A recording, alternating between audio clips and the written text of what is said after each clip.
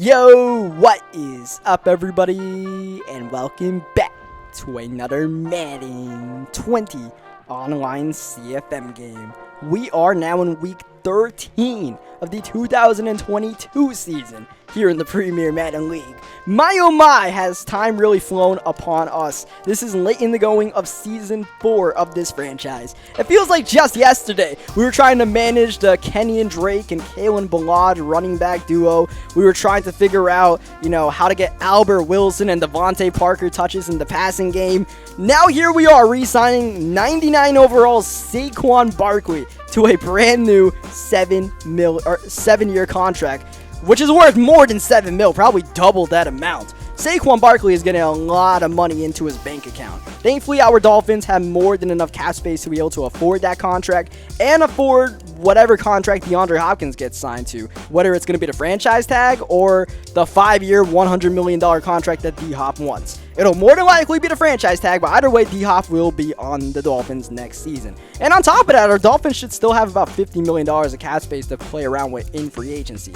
But that is down the road. What is near on the horizon is a matchup with Trevor Lawrence and the 5-6 Pittsburgh Steelers. Trevor Lawrence, the #1 overall pick of the 2021 NFL Draft, the quarterback out of Clemson, is leading the way for the Steelers as we are underway with the 5-6 Pittsburgh Steelers versus the 8-3 Miami Dolphins. The Steelers desperately need to pretty much win out for the rest of the season to try to make it as an AFC wildcard team. Meanwhile, our Dolphins are pretty much set as far as making the playoffs, winning our division. We need every win possible to try to be a first-round bye team in the AFC Conference. Second down, downfield. That's Robert Woods making the catch. He takes a shot, but moves us all the way to the 36-yard line. Saquon Barkley, the new money man, moving the ball to the 23-yard line. Tate outside, finding DeAndre Hopkins. 199 overall player. Then we go to the next. Then we go back to Barkley. We're in a groove. It's third down and 3. Khalil Tate looking to pass one more time. Whoa, watch out. That's Sean Davis with the interception, and all the good vibes just got killed off because Sean Davis is about to meet his destination, the end zone. Touchdown, Steelers. That drive is going so well for us. It looked like it was more than likely going to be a touchdown drive for the Dolphins, not the other way around, but we tested Sean Davis and he made us pay. Now we got to quickly throw that mistake into the back window, into the trash can, because we're right back on offense. So we got to come right back into the swing of things. Now we're going to try to take it a bit easy on this drive, but at the same time, try to be aggressive. We'll see how that goes. Let's have Jakeem Grant as a steadying force, as a devastating force. Grant in the open field, swerving Edmonds, and ball finally brought down the 21-yard line. It took multiple people to bring down the little 5'7" receiver as Kalen Ballage, trying to get away from the swarm of Steelers, maybe gets a yard. A pass-happy Khalil Tate back at it again. This time he finds the end zone for the right team, our team, and our rookie tight end Jeremy Ruckert scoring the touchdown. So in the grand scheme of things, I'm just going to say it's a tie game. Let's just forget like the start of the game ever happened. Let's just pretend like the Steelers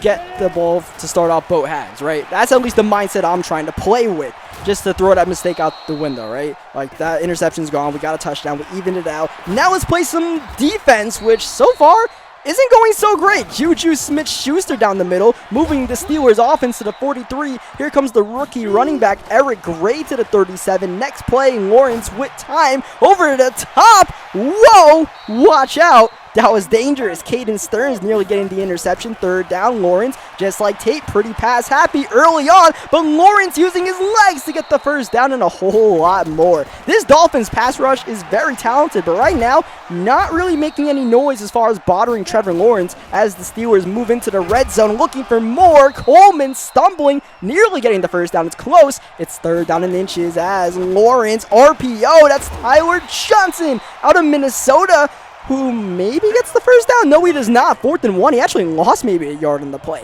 And the Steelers are going for the field goal, up and good. Will Lutz with the boom. And an interesting decision there by the Pittsburgh Steelers. And I feel like that was a decision made with the Steelers knowing that they're probably the underdog in this game, just trying to get whatever points they could possibly get out of what was a productive offensive drive. For me, on the defensive side, I'm happy the Steelers went for the field goal there. I'd rather them go for the field goal than for the 4th down and 1. And that allows us to hopefully be the aggressor in this one, mainly with Saquon Barkley knifing his way downfield. Barkley in a foot race and finally brought down. This offense has been explosive, and it continues on the very next play. Kalen Ballage into the end zone. Ballage on a little bit of a motion there, a little bit of a gimmick, finding himself wide open and scampering in to give our Dolphins the lead. Things could have gotten pretty ugly for us, but we maintain our composure, and now we have a 4-point lead, and we really would like to get this Steelers offense playing from behind. Hopefully we can force some mistakes, because as you guys saw the stats in the pregame, Trevor Lawrence, I believe, has more interceptions than touchdowns this season. And hopefully we can pile on those interceptions. Here's Caden Stearns with a nice return to the 29-yard line. And now our Dolphins are truly looking like the aggressors. Going end zone! Looking for one more big play early in the going. But unfortunately, Grant can't get it. That is Edmonds forcing the incompletion. Saquon Barkley off to a terrific start. Already 90 yards on the ground. Looking for more. Barkley to the 8-yard line. Next play, RPO. That's Chris Godwin in space. Godwin, I believe, gets the first down there. Yes, he does. Barkley on fire. Tate going to Rucker, looking for touchdown number 2. He gets us to the 2-yard line. A little shovel option here going to Barkley, but Barkley is met by a host of Steelers. Not a great play call there. That'll bring up a 3rd down and goal at the 5. Here's Tate blitz. Oh, going for Hopkins. And that was nearly intercepted. Trying to force that ball to D-Hop. Did not work out for us. Thankfully, we at least lived to kick the field goal there. An ugly goal line sequence there in what has otherwise been a pretty good offensive performance. Hopefully we can keep those vibes going. Now, we usually play the Pittsburgh Steelers every single season in the preseason. And when we do play the Steelers in the preseason, we usually blow them out. So I'm hoping the regular season brings more of the same. And Caden Stearns is looking to also bring those good vibes. We're looking to take a shot. Nothing open. Take corner. That was a dangerously late throw. 2nd down, Barkley on the draw. Barkley finding space, and Barkley is gone. Saquon does it again. Saquon Barkley has been a sensation for these Dolphins since the trade.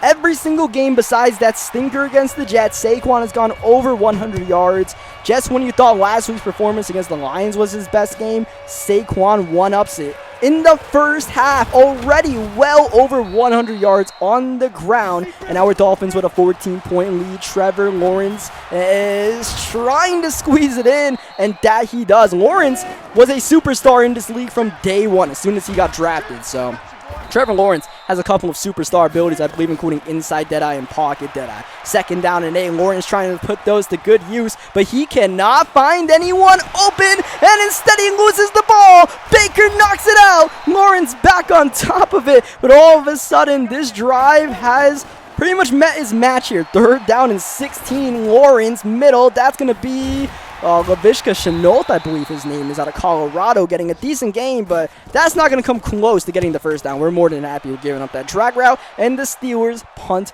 the ball, and right now, we're looking to take a kill shot. We're looking to really put this game away on this drive with Saquon Barkley. Barkley once again is loose, and all the way to the 42-yard line, looking like an absolute stallion out there, and Khalil Tate on top of that is dropping dimes. That's Chris Godwin to the 12-yard line. Next play, outside, DeAndre Hopkins for the touchdown. Not a man to be left one-on-one is 99 overall DeAndre Hopkins. Just when you think you've seen it all from this Dolphins offense, yeah, we add one more sprinkle. A little bit of Godwin, a little bit of Barkley, a little bit of D-Hop, and things are looking great. And let me tell you something, our Dolphins team really transformed our talent this season alone, which is not something that defending Super Bowl champions normally do, completely transform their roster. But we made a lot of pretty controversial moves, and you can question whether some of them work out or some of them don't, but the results right now,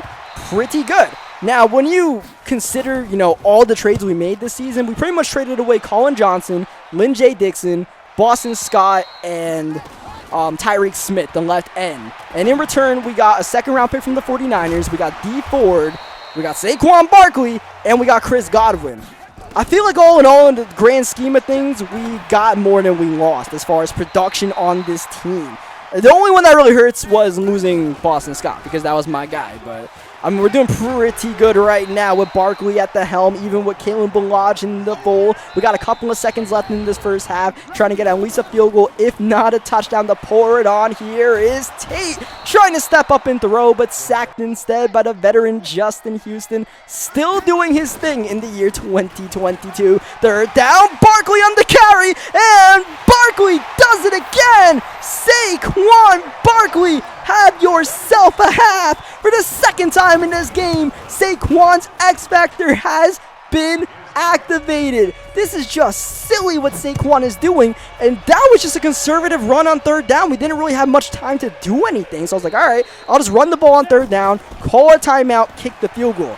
Of course, unless Saquon runs for a touchdown, which was never in doubt the way he's playing in this first half, which is now officially over after the tight end Grant Calceretta, I believe his name is, out of Oklahoma. Either way, that guy, Grant Calceretta, he's actually retired in real life. He never made it to the NFL draft. He retired in college after multiple concussions, but in our CFM, he was part of the draft class. He got drafted by the Steelers, and he's actually a superstar at the tight end position, so we'll keep our eye on him in this second half. Oh, wow, Thomas Graham nearly had himself an interception. Third down handoff. This is Eric Gray, the rookie running back, bouncing outside, getting the first down, but at this point, the Steelers have pretty much been blitzkrieg. It is a 28-point game. Sometimes our Dolphins, blink and you might miss it. We'll just go on an absolute run, which is something we haven't done lately. A lot of our games have been pretty bizarre, whether, it was our 2-game losing streak, losing to the CPU, that nail-biter against the Detroit Lions on Thanksgiving Day.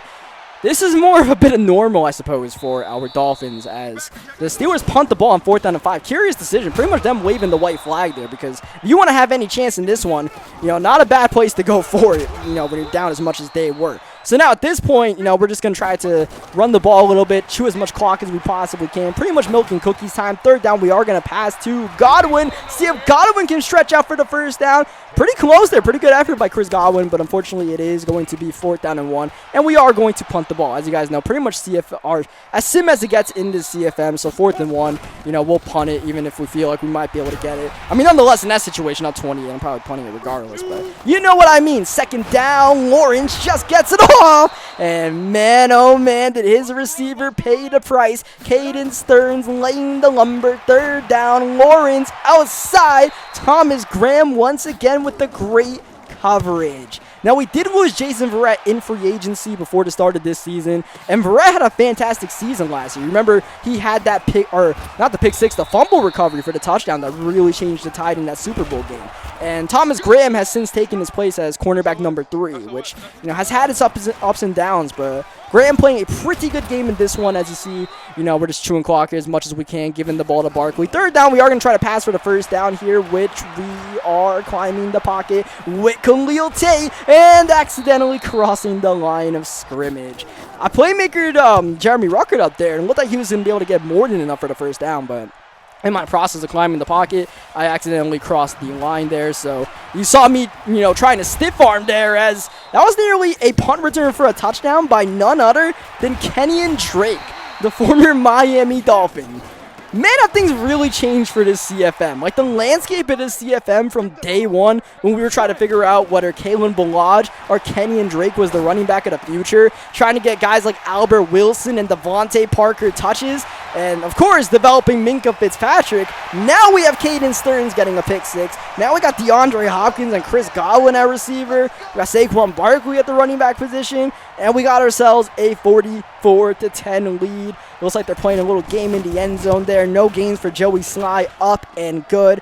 And yeah, this one has officially gotten ugly. That is indeed Kenyon Drake. It's just, remembering some of the players that we worked with season 1, like our pass rush in season 1 compared to our pass rush in season 4, literally night and day. I believe our leading sack getter was Robert Ndiche, who had about 10 sacks or something like that. We had Charles Harris and Andrew Van Ginkel as our main pass rushers. Now, look at these boys. Wilkins, Harrison, Derek Brown on fire, along with Caden Stearns on fire. Lawrence, though, able to elude all of those superstars and find his man for the first down. At this point, it's just all about, formalities, making sure this game is over with without any injuries, trying to protect players. Lawrence outside. So whenever we get the ball back on offense, it's probably not going to be any more Saquon Barkley. He'll end his day with about 15 carries for, about 200 yards rushing.